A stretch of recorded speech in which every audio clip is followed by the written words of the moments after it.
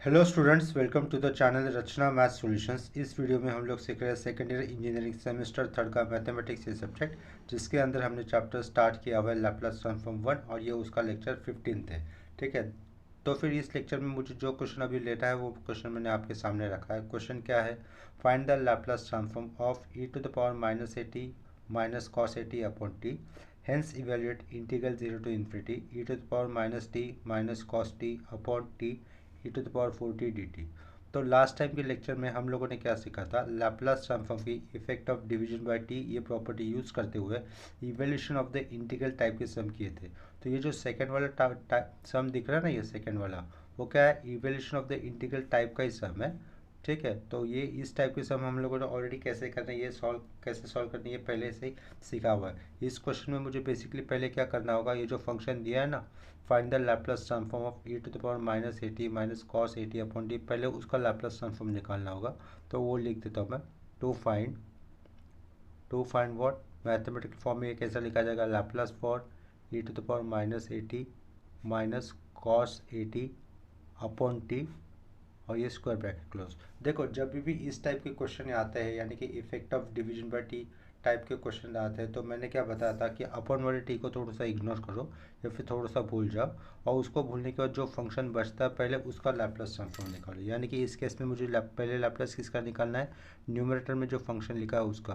तो Laplace of e⁻−t minus cos A T, पहले मुझे इसका लैप्लास निकालना है। यानी कि ये लैप्लास सेपरेट होगा तो दोनों फंक्शन को सेपरेट होगा, that is Laplace for e⁻−at bracket close minus Laplace for cos A T ये लिखा ब्रैकेट क्लोज। ठीक है, तो लैप्लास ऑफ e⁻−at का फॉर्मूला क्या होगा? 1/s+a minus Laplace of cos A T का फॉर्मूला क्या होगा? s/s² +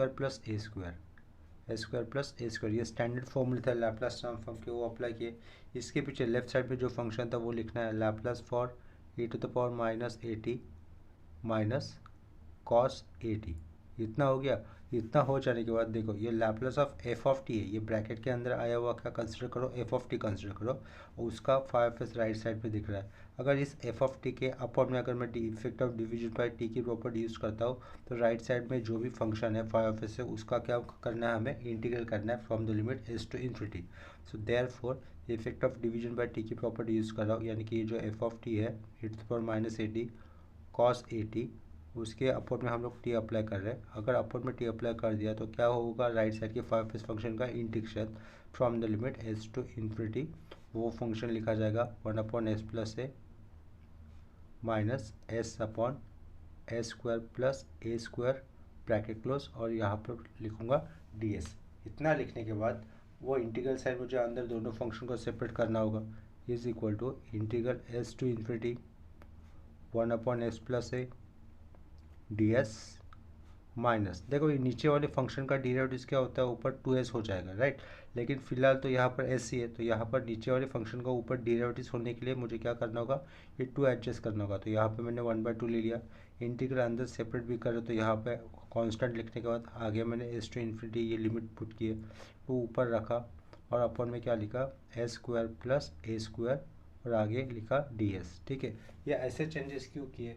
क्योंकि हमें पता होता है कि एक फॉर्मूला होता है ना हमें प्लस इंटीग्रल f'(x/f(x) dx अगर रहेगा तो उसका फॉर्मूला क्या हो जाएगा? लॉग f(x) हो जाएगा। देखो फॉर्मूला इस तरीके से, integral f'(x/f(x) dx is equal to formula क्या होता है? Log f(x) + c। ये फॉर्मूला सीखा है आप लोगों ने 12th में। नीचे वाले फंक्शन का अगर ऊपर डेरिवेटिव होता है और इंटीग्रल कर रहे हैं हम लोग, तो उसका फॉर्मूला क्या हो जाएगा? लॉग f(x) हो जाएगा। तो नीचे वाले फंक्शन का ऊपर डेरिवेटिव नहीं था पहले, अगर 2 नहीं था ना, लेकिन इसीलिए हम लोगों ने 2 एडजस्ट किया, क्योंकि नीचे वाले फंक्शन का ऊपर डेरिवेटिव दिखाई दे, तो इसके लिए 1/2 और इस 2 को एडजस्ट कर दिया। ठीक है, तो इसका इंटीग्रेशन हम लोग नेक्स्ट स्टेप में आसानी से लिख सकते हैं। अभी मैं पूछ रहा हूँ लॉग एक्स का डेरिवेटिव क्या होता है? लॉग एक्स का डेरिवेटिव होता है 1/x, तो 1/x का इंटीग्रेशन क्या होगा? Log x. सिमिलरली 1/s+ है, ये वाला टर्म 1/x जैसे लग रहा है ना, तो इसका इंटीग्रेशन क्या हो जाएगा? लॉग ऑफ s+a होगा, लॉग ऑफ s+a माइनस ये हाफ एज इट इज रहेगा, और ये integral s to infinity 2s/s² + a² का इंटीग्रेशन क्या होगा? Log of s² + a² s² + a² bracket close. देखो दोनों इंटीग्रल के कॉमन लिमिट थे एस टू इन्फिनिटी, तो ये इंटीग्रल करने के बाद उनके लिमिट एक ही बार लिखे एस टू इन्फिनिटी। उसके बाद क्या करेंगे हम लोग ब्रैकेट के अंदर क्रॉस मल्टीप्लाई करेंगे, तो ये 2 वहाँ पर जाएगा तो क्या हो जाएगा 2 times of log of S plus A minus log of A square plus A square bracket close upon में 2 आएगा, यहाँ पर ये स्क्वायर ब्रैकेट क्लोज, लिमिट्स होंगे एस टू इन्फिनिटी। ये 1/2 पूरा बाहर आएगा, 1/2 पूरा बाहर आया, ब्रैकेट डाला, ये लॉग के आगे 2 है तो उसको मैं आर्गुमेंट के पावर के ऊपर लिख सकता हूँ, यानी कि log of S plus A the whole square minus log of A square plus A square plus A square bracket close, ये स्क्वायर ब्रैकेट क्लोज एस से लेकर इन्फिनिटी तक की लिमिट। ब्रैकेट के अंदर क्या दिख रहा है, लॉग ए माइनस लॉग बी की प्रॉपर्टी दिख रही है ना, तो वो कैसे लिख सकते हैं हम लोग 1/2 लॉग एक बार लिखकर लॉग ए बाय बी हो जाएगा, यानी कि एस प्लस ए का whole square upon A square plus A square. ठीक है, लिमिट्स देखो यहाँ पर अप्लाई होगा ना, इस लॉग के अंदर ही एस आया तो लिमिट्स वहीं पर अप्लाई हो गए एस टू इन्फिनिटी। सबसे पहले मुझे क्या करना होगा, एस की जगह पे इन्फिनिटी ये पुट करना है, इन्फिनिटी प्लस ए इन्फिनिटी रहेगा, infinity plus A square infinity हो जाएगा, यानी कि ये क्या हो रहा है अंदर अपर लिमिट पुट करने पर लॉग इन्फिनिटी हो रहा है, और लॉग इन्फिनिटी की वैल्यू 0 कंसिडर करेंगे तो ये 0 लिखा, माइनस उसके बाद एस की जगह पे एस ही वेरिएबल जाने वाला है, तो लॉग ऑफ ब्रैकेट के अंदर एस प्लस ए का होल स्क्वायर और अपॉन में क्या कर लिखना है S square plus A square square bracket close, और ये बड़ा सा bracket close curly bracket close. ठीक है, इसके बाद देखो ये 1/2 अंदर जाएगा तो इंटू हो जाएगा, लेकिन यहाँ पर लॉग के आगे क्या है माइनस साइन, तो इस माइनस साइन को बैलेंस करने के लिए क्या करना होगा, ये 1/2 तो एज इट इज़ आएगा, अंदर जो लॉग के साथ टर्म आए ना उसको मुझे रिवर्स में लिखना होगा, तो फिर ये माइनस साइन बैलेंस हो जाएगा, तो लॉग ऑफ क्या हो जाएगा ब्रैकेट के अंदर A square plus A square upon में आएगा एस प्लस ए का whole square, S plus A का whole square square bracket close. ठीक है, ये लैप्लास ट्रांसफॉर्म किसके लिए आया है, ये वाले फंक्शन के लिए, Laplace for e to the power minus A T minus cos A T upon T, इसी के लिए आया है ना अपॉन टी। ठीक है, तो इसके बाद हम लोग क्या करेंगे लैप्लास ट्रांसफॉर्म की डेफिनेशन यूज़ करेंगे। लैप्लास ट्रांसफॉर्म की डेफिनेशन क्या होती है, Laplace of F of T is equal to integral 0 to infinity e to the power minus S T F of T D T is equal to 5s। तो Laplace transform की definition लिखूंगा जो अभी अभी बताई, Laplace of F of T is equal to integral 0 to infinity e to the power minus S T F of T D T is equal to होता है 5s। ठीक है, इतना आया समझ में। अभी हम लोगों ने इस एफ ऑफ टी में जो क्वेश्चन जिस फंक्शन का लैप्लास निकाला है वो एफ ऑफ टी का फंक्शन कंसिडर करते हुए लिख रहा हूँ, e to the power minus A T minus cos A T upon का टी लिखा, ब्रैकेट क्लोज किया, is equal to integral 0 to infinity e to the power minus S T लिखा, वो जो फंक्शन कंसिडर किया था वो e to the power minus A T minus cos A T upon का टी, इसके बाहर लिखा D T is equal to, इस फंक्शन का 5s क्या आया था, इस फंक्शन का 5s देखो ये आया था हमारे पास 1/2 log of bracket S square plus A square upon S plus A का होल स्क्वायर। ठीक है, स्क्वायर ब्रैकेट डाला, इसको नंबर लिखा हम लोगों ने 1। ठीक है, इतना क्लियर हो रहा है। नाउ टू फाइंड, अभी जो क्वेश्चन पूछा था ना हमें, इतना फाइंड आउट करने के बाद हमें क्वेश्चन पूछा गया था hence evaluate, now to find, वही मैं पॉइंट लिखूंगा, वही मैं क्वेश्चन लिख रहा हूँ, now to find what integral 0 to infinity, उसके बाद था e to the power minus T minus cos T upon T dot e to the power 4t dt। ठीक है, ये पूछा है ना, तो इसके कारण मैं क्या कर देता हूँ पुट यही क्वेश्चन मुझे मिलने के लिए पुट क्या कर देता हूँ, put a is equal to 1 and s is equal to 4 put कर देता हूँ इन इक्वेशन 1। ठीक है, तो इक्वेशन 1 का मिडल वाला पार्ट देखो, यहाँ पर तो s है नहीं है, s यहाँ पर है, तो इक्वेशन 1 के मिडल वाले पार्ट में मैं क्या करने वाला हूँ, s की वैल्यू कितनी पुट करूँगा 4 और a की वैल्यू कितनी पुट करूँगा 1। तो देखो सिर्फ इक्वेशन 1 का मिडल वाला पार्ट लिख रहा हूँ, देयरफॉर 0 टू इन्फिनिटी, ये क्या हो जाएगा, s की वैल्यू 4 है तो e to the power minus 4t हो जाएगा, डॉट a की पावर 1, a की वैल्यू यहाँ पर 1 है तो ये क्या रहेगा ब्रैकेट में e to the power minus T minus cos T upon T ये डी टी, ठीक है। एस की वैल्यू 4 ली और ए की वैल्यू 1 होने पर इतने चेंजेस आ गए। इक्वेशन 1 के मिडिल वाले पार्ट के लिए ये चेंजेस आ गए। इज इक्वल टू करने पर राइट साइड में जहाँ पर भी एस है और ए है उस वहाँ पर भी रिस्पेक्टिव चेंजेस करने होंगे। 1/2 log ऑफ लिखा है एज इट इज़, ब्रैकेट डाला। एस की वैल्यू कितनी है, यहाँ पर 4 है, 4 स्क्वायर कितना होगा 16, 16 प्लस 1 स्क्वायर 1, ऊपर आ जाएगा 17 और नीचे एस की वैल्यू 4 है, 4 प्लस 1 5, 5 का स्क्वायर हो जाएगा 25, इतना आ गया। देखो यहाँ पर e⁻40 वो नीचे आएगा तो क्या हो जाएगा, उसकी पावर प्लस हो जाएगी ना, यानी कि सेम पार्ट को कैसे लिख सकता हूँ, इंटीग्रल 0 टू इन्फिनिटी e⁻, ये नीचे आ रहा है ना, ये e⁻t लिखा, ये cos t लिखा, अपॉन में क्या किया ये t और ये e⁻40 नीचे आ गया। यानी कि यही तो क्वेश्चन मुझे पूछा था ना एक्चुअली उन लोगों ने। Is equal to right side पे देखो ये 1/2 लिखा, ये log लिखा है दैट इज 17 को हम लोग ऐसा भी लिख सकते हैं √17 और 25 किसका स्क्वायर रूट होता है 5 का, यानी कि मैंने अपन में 5 लिखा और पूरे ब्रैकेट का क्या कर दिया स्क्वायर कर दिया, ठीक है। इतना समझ में आ रहा है। तो देखो ये आर्ग्यूमेंट के पावर में 2 आया ना, तो वो 2 लॉग के आगे आ सकता है नेक्स्ट स्टेप में, तो 1/2 2 लिखा, लॉग ऑफ राइट साइड में क्या रहा √17 अपॉन 5, ठीक है। तो यहाँ पर 2 कैंसिल होने पर फंक्शन की वैल्यू कितनी हो गई, log of √17 upon 5।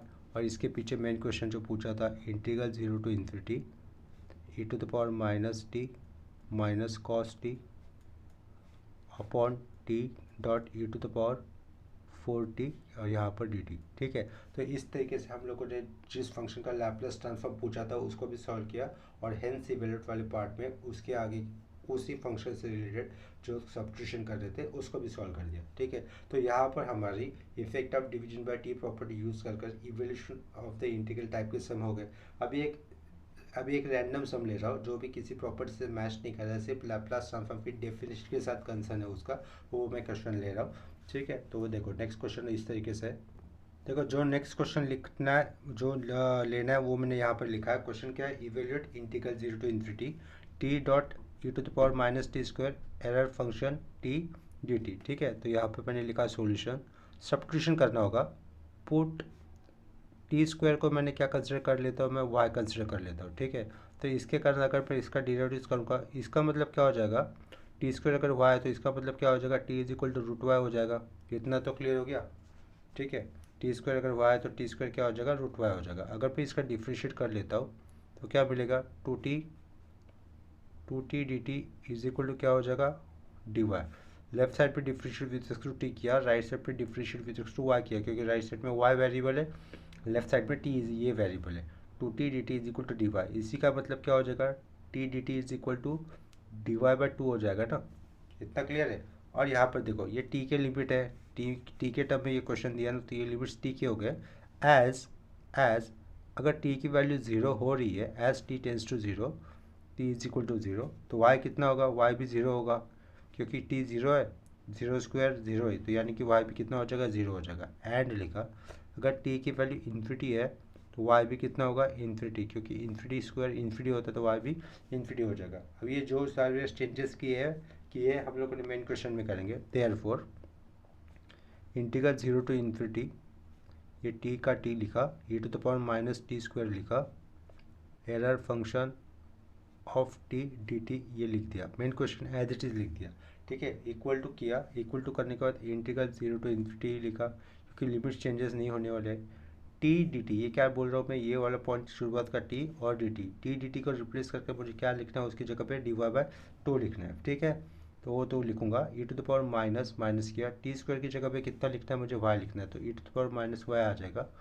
Error function ERF लिखा, t की जगह पे क्या लिखना है, t की जगह पे √y लिखूंगा, √y, और यहाँ पर क्या आएगा लास्ट में dy/2 आ जाएगा, ठीक है। जिसकी वो किसके लिए स्टैंड कर रहा है, t dt इस वैल्यू के लिए। तो राइट साइड के इंटीग्रल वाले पार्ट में ये जो 1/2 है, 1/2 पूरा इंटीग्रल के आगे आ जाएगा, 1/2 इंटीग्रल के आगे, इंटीग्रल क्या बचा 0 to infinity e⁻y ERF of √y bracket close, और ये यहाँ पे रहेगा dy रहेगा, ठीक है।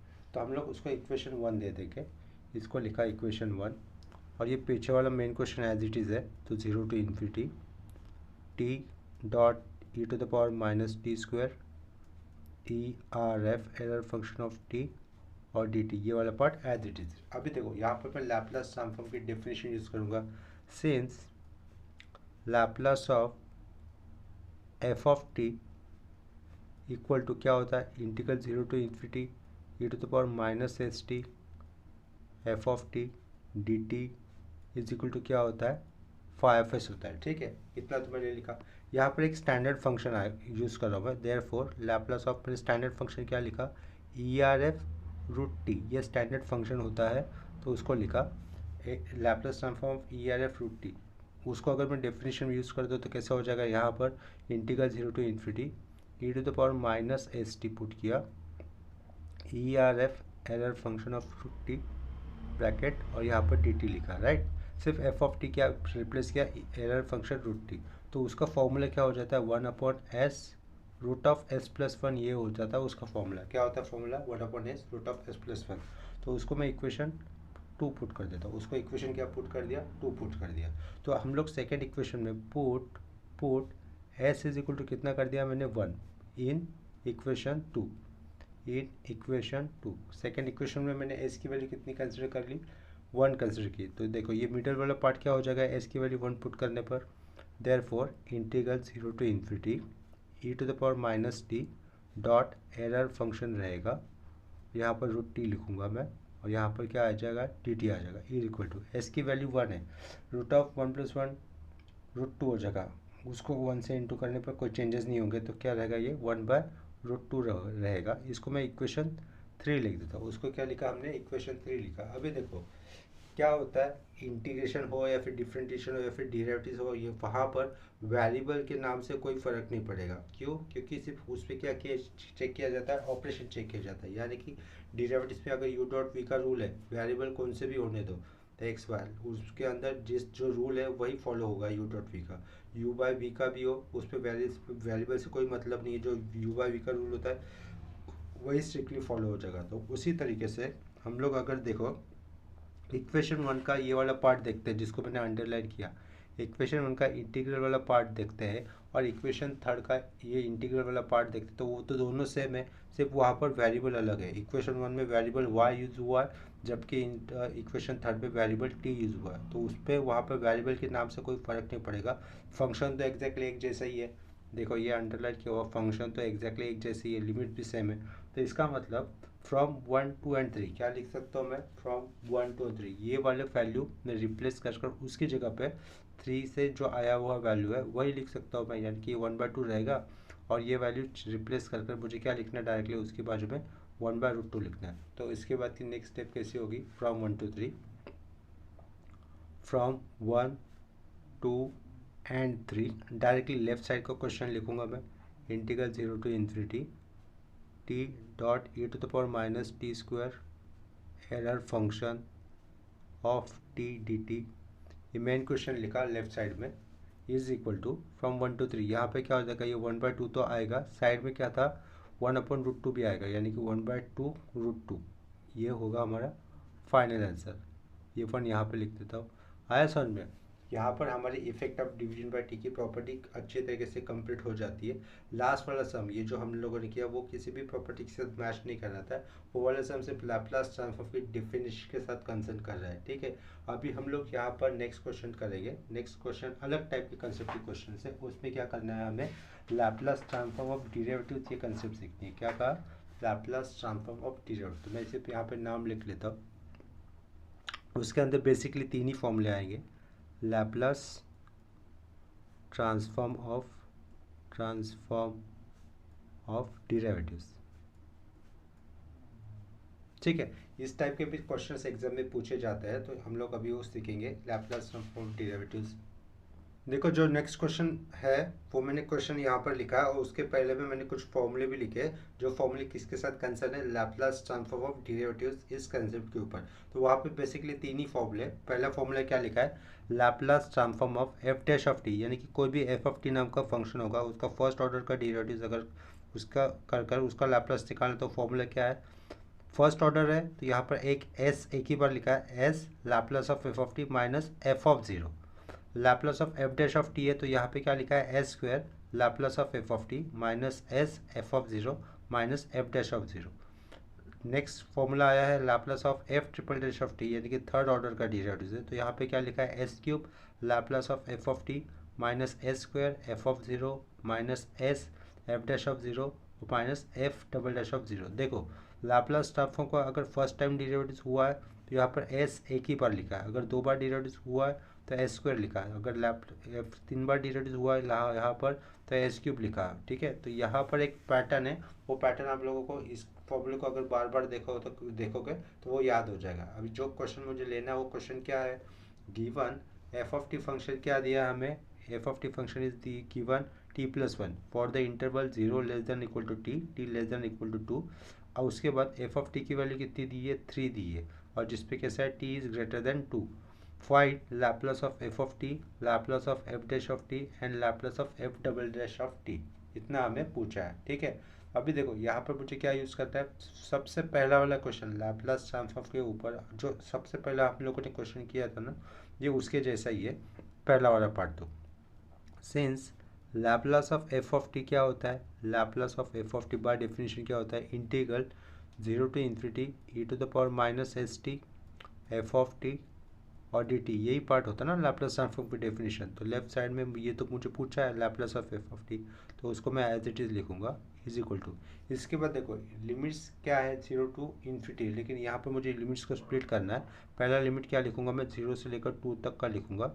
उसके बाद ये E to the power minus S T F of T और ये डी टी आ जाएगा, प्लस उसके बाद क्या, मैंने टू पे ब्रेक किया ना लिमिट, तो यहाँ पर क्या होगा नेक्स्ट इंटीग्रल में, इंटीग्रल टू से लेकर infinity E to the power minus S T F of T और ये डी टी आ जाएगा। इतना क्लियर है। नेक्स्ट स्टेप में क्या करेंगे, जीरो से लेकर टू तक जो भी एफ ऑफ टी दिया है वो मुझे यूज़ करना है, यानी कि integral zero to two E to the power minus S T zero to two. इस इंटीग्रल पे एफ ऑफ टी कितना दिया था मुझे, टी प्लस वन दिया था ना, देखो यहाँ पर दिख रहा है ना ये टी प्लस वन, तो यहाँ पर क्या लिखा जाएगा ब्रैकेट में टी प्लस वन लिखेंगे, ये आगे का D T plus integral to से लेकर इन्फिनिटी टू टू इन्फिनिटी, यानी कि देखो यहाँ पर क्या एफ ऑफ टी कितना दिया है, 3 दिया है for the value of T greater than 2, लेकिन कहाँ तक लिमिट कुछ दिया नहीं, इसका मतलब क्या होगा वो इन्फिनिटी कंसिडर करेंगे। तो यहाँ पर होगा E to the power minus S T F of T की वैल्यू 3 और डी टी। इतना क्लियर हुआ। इतना हो जाने के बाद मुझे क्या करना है, अभी इस फंक्शन का लेफ्ट साइड का फंक्शन का मुझे इंटीग्रेशन निकालना है, तो उसके लिए मैं जनरलाइज रूल अप्लाई करूँगा। कौन सा जनरलाइज रूल, वो जनरलाइज रूल क्या होता है, देखो ये होगा अगर इंटीग्रेशन यू डॉट वी है, U dot V D X है, ठीक है, तो सबसे पहले मुझे u लिखना है, u लिखने के बाद जो भी v रहेगा उसका मुझे v1 करना, यानी कि ये इंटीग्रेशन होगा।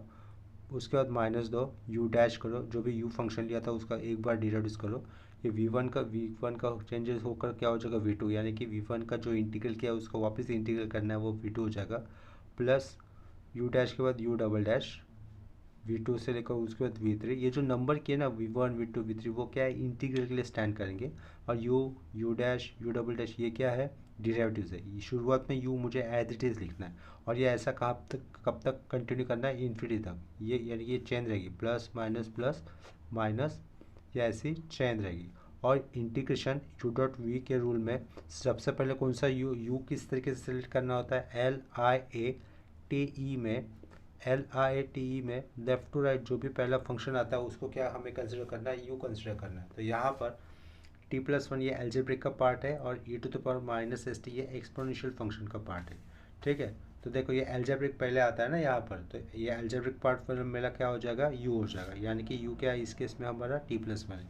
तो अगर मैं इसका इंटीग्रल करता हूँ इस वाले फंक्शन का पहले इंटीग्रल का, तो क्या हो जाएगा टी प्लस वन, ये u एज इट इज लिखा हम लोगों ने, u लिखने के बाद E to the power minus S T उसका क्या करना है इंटीग्रेशन, तो E to the power minus S T का इंटीग्रेशन तो एज इट इज रहेगा, जो x की जगह पे आता है, यानी कि e की पावर में जो भी फंक्शन आया है उसका फर्दर डिराइव्ड करना है विद रिस्पेक्ट टू t, और जो बचेगा वो मुझे अपॉन में लिखना है। अभी देखो E to the minus S T का अगर मैं विद रिस्पेक्ट टू t के साथ डिराइव्ड कर दूँ तो अपॉन में क्या बचेगा माइनस एस, तो यहाँ पर अपॉन में माइनस एस लिखना पड़ा। u ये v1 हो गया, उसके बाद माइनस साइन दो, माइनस साइन देने के बाद हमेशा ब्रैकेट में लिखना, तो ब्रैकेट में मैंने क्या लिखा, ये टी प्लस वन का डिराइव्ड दैट इज़ वन आ जाएगा, डॉट, और ये जो E to the power minus S T upon minus S ना, उसका अगर फिर से वी टू पावर का वी टू यानी कि फिर से इंटीग्रल होता है तो क्या लिखना पड़ेगा, E to the power minus S T upon में ऑलरेडी माइनस एस था, फिर से एक माइनस एस आएगा तो ये क्या हो जाएगा, वो ए स्क्वायर, ये स्क्वायर ब्रैकेट। तो अभी देखो ये स्क्वायर ब्रैकेट क्लोज, ये अगर मैं ये यू डैश है, यू डैश का फिर से अगर फर्दर डी रेड्यूस करता है तो क्या हो जाएगा, यू डबल डैश, यानी कि 1 की वैल्यू के डी रेड्यूस करने पर कितनी होगी, 0, यानी कि वो यू डॉट वी का जनरलाइज रूल यहाँ पर रुक रहा है, ब्रेक हो रहा है। ठीक है, तो इतना इंटीग्रल हो जाने के बाद यहाँ पे दूंगा कर्ली ब्रैकेट, और कर्ली ब्रैकेट देने के बाद उसके लिमिट कितने, 0 से लेकर 2 तक है, समझे। इसके बाद ये 3 कांस्टेंट है, 3 कांस्टेंट डायरेक्टली बाहर आ जाएगा नेक्स्ट वाले इंटीग्रल के लिए। E to the power minus S T का इंटीग्रल क्या रहेगा, E to the power minus S T upon minus S, और उसके लिमिट क्या लिखने मुझे, 2 टू इन्फिनिटी। ठीक है, देखो इस स्टेप में before substituting upper and lower limit, sign को अगर थोड़ा सा सिंप्लीफाई कर सकते हैं, ये ऑब्जर्व करेंगे, अगर साइन को सिंप्लीफाई कर सकते हैं तो साइन को सिंप्लीफाई करने वाली स्टेप आ गई, अदरवाइज हम लोग डायरेक्टली सब्स्टिट्यूशन कर सकते हैं। तो यहाँ पर मैं डायरेक्टली सब्स्टिट्यूशन कर रहा हूँ, टी की जगह पे क्या पुट करना है मुझे, 2 पुट करना है। ठीक है, तो यहाँ पर क्या हो जाएगा, 2 + 1 कितना हो जाएगा, 3, तो ये लिखा हमने 3 ब्रैकेट में E to the power minus 2t minus 2s, sorry T की जगह पे एस 2 पुट किया जा रहा है ना, 2s अपॉन का ये माइनस एस, ये माइनस रहेगा, E to the power minus 2s upon का स्क्वायर रहेगा। ये हो गया अपर लिमिट पुट कर क्या पुट किया हम लोगों ने, अपर लिमिट पुट की। इसके बाद एस की जगह पे कितना पुट करना है मुझे, एस की जगह पर नहीं, सॉरी टी की जगह पे कितना पुट करना है मुझे, 0 पुट करना है। ये अपर लिमिट हो गया, अपर लिमिट हो गया माइनस, माइनस के बाद ब्रैकेट, लोअर लिमिट की वैल्यू पुट करनी है, 0 + 1 1 ही रहेगा। ठीक है, तो ई टू द पावर 0 रहेगा, एनीथिंग रेस टू 0 कितना होता है, 1 होता है, तो यहाँ से क्या बचेगा, -1/s, -1/s बचा।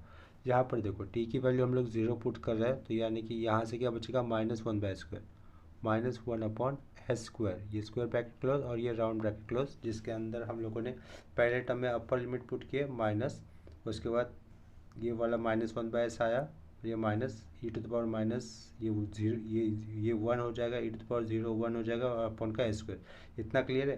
प्लस 3 डाला ओपनिंग राउंड ब्रैकेट। यहाँ पर देखो अगर मैं टी की जगह पे क्या पुट करूँगा, इन्फिनिटी पुट करूँगा, तो ये पहला टर्म 0 आ जाएगा, 0 माइनस, अभी एस की जगह टी की जगह पे क्या जाने वाला है, 2, यानी कि क्या रहेगा, माइनस के बाद लोअर लिमिट पुट करने, क्या रहेगा, E to the power minus 2s upon का ये माइनस एस, अपॉन का माइनस एस, और ये पूरा स्क्वायर ब्रैकेट क्लोज, और ये स्क्वायर ब्रैकेट क्लोज, यहाँ पर ये एस है, एस इतना कंसिडर कर लो। ठीक है, तो ये नेक्स्ट स्टेप में क्या हो जाएगा, माइनस ऑफ माइनस क्या हो जाएगा, प्लस हो जाएगा। यहाँ पर भी ब्रैकेट ओपन कर देते हैं, यहाँ पर भी ब्रैकेट ओपन कर देते हैं। ये वैल्यू किसकी फाइंड आउट की जा रही है, Laplace of F of T की। ये वैल्यू किसकी फाइंड आउट कर रहे हैं हम लोग, Laplace of F of T की फाइंड आउट कर रहे हैं by using Laplace transform definition. देखो ब्रैकेट अगर सिंप्लीफाई होते हैं तो देखिए माइनस एस है ना, तो ये -3 लिखा, -3 अपॉन का एस उसकी यहाँ पर लिखा, ई टू द पावर -2s लिख दिया, minus E to the power -2s upon A square किया, minus minus plus, plus 1/s, minus minus plus, plus 1 upon A square, और ये 3, ये माइनस माइनस क्या होगा, प्लस होगा, प्लस 3 टाइम्स ऑफ अपॉन में एस आएगा, ई to the power -2s।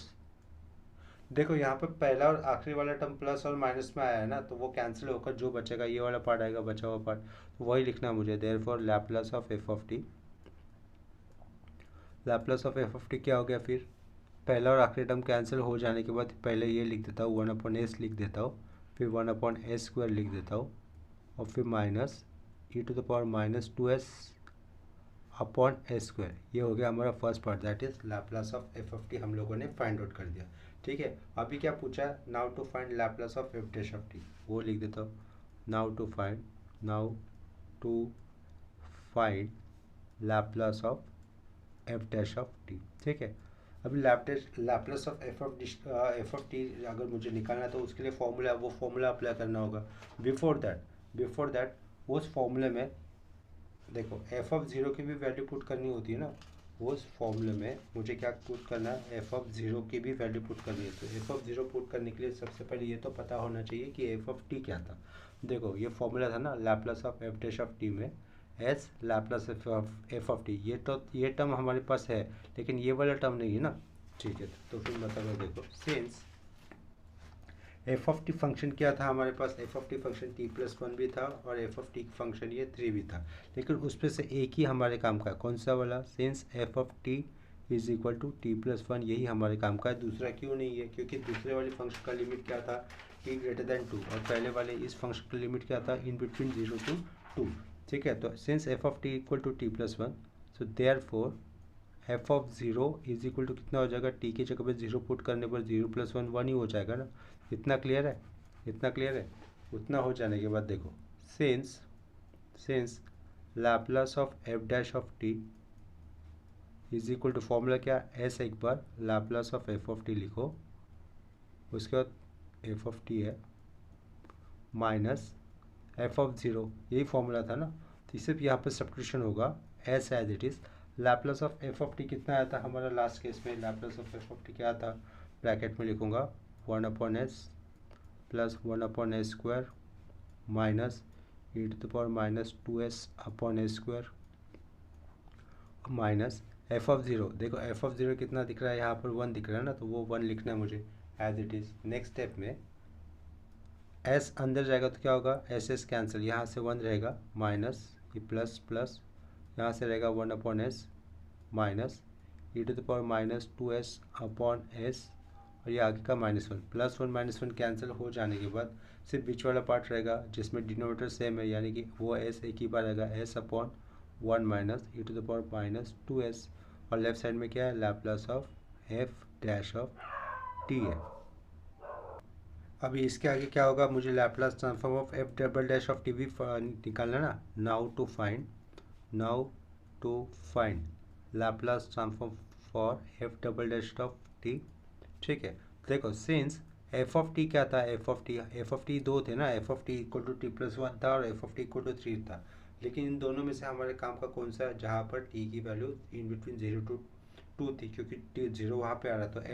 F of T कितना किया मैंने, t+1। ठीक है, तो उसके कारण एफ डैश ऑफ टी कितना हो जाएगा, यानी कि इसका फर्स्ट ऑर्डर डेरिवेटिव, टी का डेरिवेटिव कितना होगा, 1 ही होगा ना। अगर मैं यहाँ पर टी की वैल्यू 0 डाल देता हूँ तो एफ डैश ऑफ 0 कितना होगा, यहाँ पर टी है ही नहीं तो उसकी वैल्यू कितनी रहेगी, 1 ही रहेगी।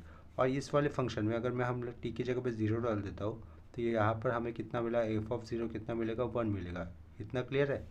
इतना क्लियर हो गया। चलो अभी Laplace transform of F double dash of T का formula, therefore Laplace of F double dash of T is equal to, double dash हो तो यहाँ पर एस स्क्वायर होगा, F square of Laplace of F of T, उसके बाद minus S लिखना है और यहाँ पर लिखूँगा एफ ऑफ 0, फिर माइनस ये एस वापस गायब हो जाएगा, क्या आएगा यहाँ पर, एफ डैश ऑफ 0 आ जाएगा। ठीक है, इतना क्लियर हो गया। तो सिर्फ वैल्यू सब्स्टिट्यूशन हो गई, S square as it is, Laplace of F of T की वैल्यू कितनी आई थी, 1/s plus 1/s square minus e⁻²s/s²,